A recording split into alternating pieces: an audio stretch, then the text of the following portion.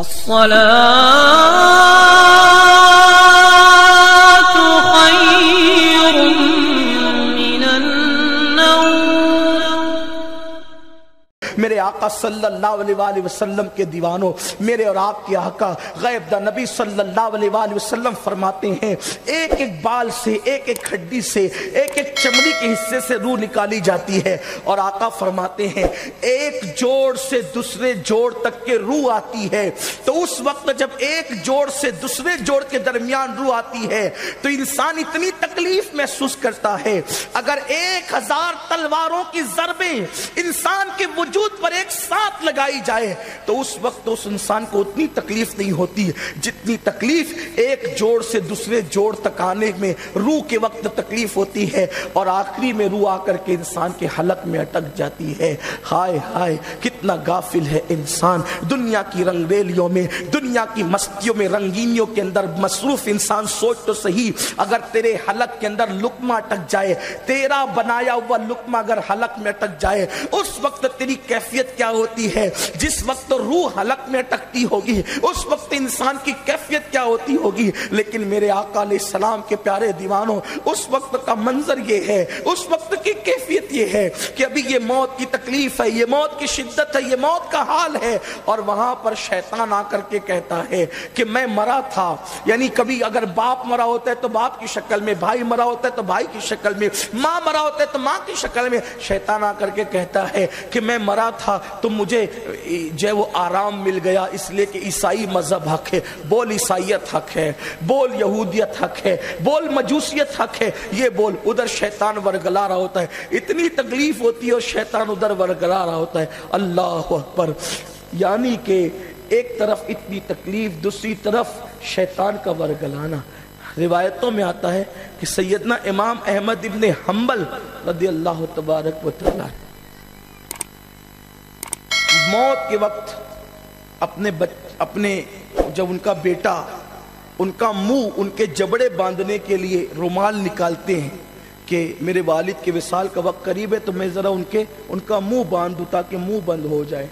تو ابھی ان کی تھوڑی سی زندگی باقی تھی، وہ ہاتھ سے اشارہ کہتے تھے ابھی نہیں، ابھی نہیں، ابھی نہیں، ابھی نہیں، ابھی نہیں۔ بیٹے نے کہا ابا یہ آپ ہاتھ کے اشارے سے کہتے ہیں ابھی نہیں، ابھی نہیں، ابھی نہیں، یہ کیا کہہ رہے ہیں آپ؟ احمد ابن حنبل کہتے ہیں تو بھی موت کے وقت مجھ سے سوال کر رہا ہے، اب میں جانے والا ہوں دنیا سے، اس وقت ہو گئی، یہ کوئی سوال کرنے کا ٹائم ہے، لیکن چونکہ تو نے مجھ سے سوال کر لیا ہے تو سن۔ شیطان میرے سامنے کھڑے ہو کر کے مجھ سے کہتا ہے احمد ابن حنبل تو اپنا ایمان مجھ سے بچا کر دنیا سے لے جا رہا ہے، تو میں کہہ رہا ہوں ابھی نہیں، ابھی نہیں، ابھی تو چند لمحات اور باقی ہے، جب تک روح نہ نکل جائے اس وقت تک میرے ایمان پہ خاتمے کی گارنٹی نہیں۔ یہ کن لوگوں کی بات ہو رہی ہے؟ امام احمد ابن حنبل جیسے لوگ جنہوں نے اللہ کے دین کے لیے جو ہے کوڑے تک کھائے، اللہ کے دین کے لیے جیلوں میں تک گئے، جنہوں نے پوری زندگی، ارے غوث پاک نے جس کو اپنا امام کہا وہ امام احمد ابن حنبل ہے، لیکن زندگی کی ابھی چند گھڑیاں باقی ہے، اور شیطان کہہ رہا ہے احمد ابن حنبل تو اپنا ایمان مجھ سے بچا کر لے جا رہا ہے، فرماتے ابھی نہیں، جب تک ایمان پر چلا نہ جاؤں اس وقت تک یہ نہیں کہہ سکتا کہ میں مومن دنیا سے گیا۔ یہ کیفیت ہے اللہ والوں کی، یہ صورتحال ہے۔ آپ مجھے بتائیں، نہ زندگی میں ہمارا عمل صحیح ہے، نہ ہمارے پاس تقوی ہے، نہ پرہیزگاری ہے، نہ نیکیاں ہیں، گناہ ہی گناہ ہے، اور اس پر طرفہ یہ کہ اب ہم کافر اور مشرکوں کے راستے پر چل پڑے،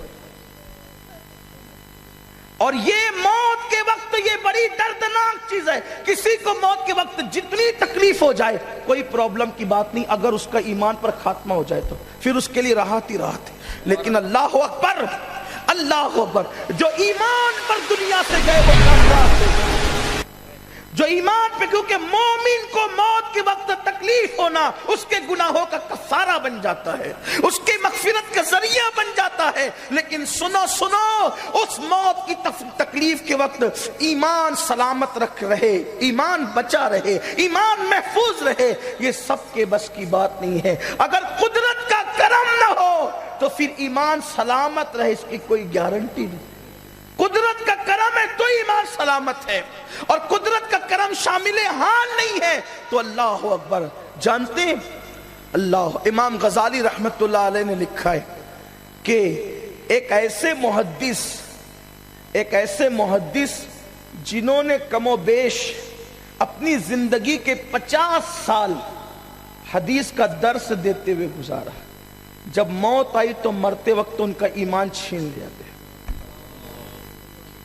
سوچئے ذرا، ایک بہت بڑے محدث تھے، وہ بھی مرا تو اس کا ایمان بھی چھین لیا گیا، بلکہ وہ تو عیسائی ہو کر کے مرا. اس نے آخری وقت اعلان کر دیا کہ عیسائیت حق ہے. لوگوں نے اس کی بیوی سے پوچھا کہ یہ تو بڑا متقی تھا، پرہیزگار تھا، نیک تھا، لیکن اس کے کفر پر ہم گواہ ہو گئے کہ اس نے عیسائیت کو حق کہا، وجہ کیا ہے؟ تو کہنے لگی ہاں نیک تھے، متقی تھے، پرہیزگار تھے، لیکن جب بھی ان پر غسل جنابت فرض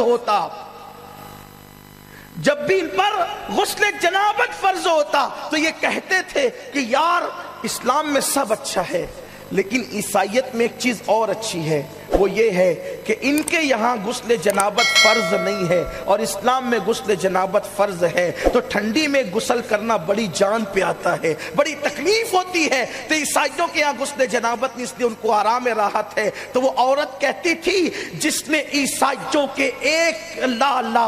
قانون کی گویا کے تعریف کی تھی اور اسلام پر اس کو پسند کیا تھا، یہ ایک گندگی کی وجہ سے جب یہ مرا تو کافر ہو کر کے مرا. مجھے بتاؤ، جو عیسائیوں کے ایک چیز کی تعریف کرے کہ ان کے یہاں غسل جنابت نہیں ہے معاذ اللہ، تو وہ جب مرتا ہے تو اس کا خاتمہ کفر پہ ہوتا ہے. مجوسیوں کی طرح چہرے بنانے والوں، ہیروں کی طرح چہرے بنانے والوں، یہودیوں کی طرح چہرے بنانے والوں، اور اللہ اکبر کافروں کی طرح، ظالموں کی طرح اپنے سر کے بال بنانے والوں. جس مذہب کی بیوہ عورتیں مسجدوں کے چوکھٹوں پہ بیٹھ کر کے بھیک مانگ رہی ہے، جس قوم کی بیٹیاں برقع پہن کر سگنلوں پہ بھیک مانگ رہی ہے، اس قوم کے جوان دوست کی شادی میں جاتے ہیں تو 500 روپے کی کٹنگ کروا کر کے 500 روپے دے کر کے وہ بھی کوئی اونٹ کی طرح بال بنا رہا ہے، کوئی سور کی طرح بال بنا رہا ہے، کوئی کتے کی طرح بال بنا رہا ہے. اس طرح بال بنا کر شادیوں میں شرکت کے لیے جاتے ہیں. اس اتنے بڑے محدث نے عیسائیوں کے ایک مذہبی فعل کی تعریف کر دی تو جاتے جاتے کافر ہو کر گیا. جن کی صبح سے لے کر رات تک کے اور رات سے لے کے صبح تک کے کافروں کے رنگ میں رنگ چکی ہے، وہ دنیا سے ایمان پر کیسے جائیں گے؟ ان کا انجام کیا ہوگا؟ ان کا خاتمہ کیا ہوگا؟ میرے پیارے آقا صلی اللہ علیہ وسلم کے دیوانوں، آپ کیا سمجھتے ہو؟ قدرت نے مت دے کر کے تمہیں بھول نہیں گئی ہے، قدرت نے مت دے کر کے قدرت نے آنکھیں بند نہیں کر لی ہے. میرے اللہ اکبر، اس کی نگاہ سے کوئی چھپ نہیں سکتا اور اس کی پکڑ سے بھی کوئی بچ نہیں سکتا. وہ کریم ہے، رحیم ہے، ستار ہے، غفار ہے. اگر وہ کافروں کے گھر میں مومن پیدا کرنا جانتا ہے تو وہ نام نہاد مسلمانوں کا ایمان چھیننا بھی جانتا ہے.